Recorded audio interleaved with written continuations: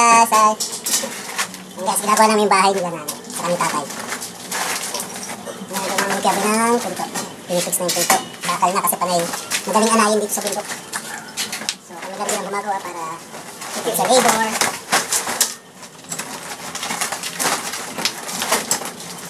Para safe din yung aming magulang. May pinto ko silang maayos. So ayan nga si Boy. Ayan guys.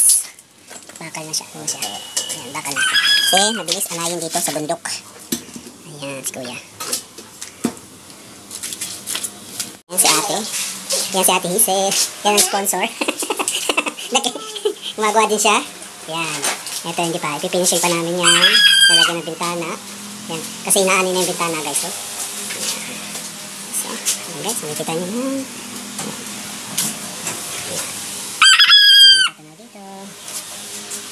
Bahay. Yung unti-unti lang. So, ito ang labas. Yan si ate. Siya na rin napipintura. Yan yung bintana ilalagay. So guys. Repair.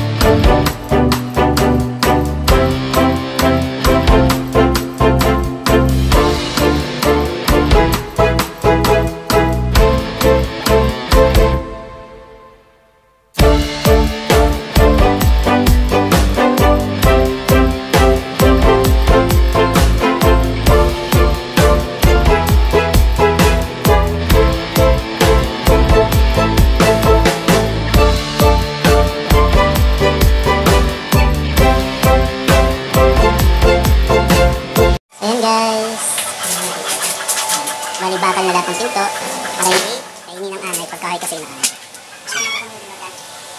So ayan. Kasi ito pa yung isang pinto guys. Ayan yung isang pinto. Pipintura si ate. Siya nagpipintura. Ayan. Wala kami pambayad sa pintor kaya kami lang gumagawa. Sayang pambayad sa ano? Sayang sa ibabayad namin sa labor. Kami lang. Ayan.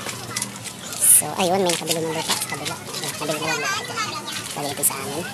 Ayan, na dito, hanggang doon. Yung bakod na yan. So, ayan na yung pinto guys, ang pinto. Bakal space. Kita ka tayo zero. Para hindi, madaling anayin, hindi siya anayin. Kasi yung unang nilagay namin hamba, inaanay. Kasi sideboard na pinadala. Mag-grinder ang ngipin. Grinder ang ngipin. Si nanay. Doon niya. Sel, may dalawa ka pa rito, Sel. Tapos, ito yung bintana. Tapos,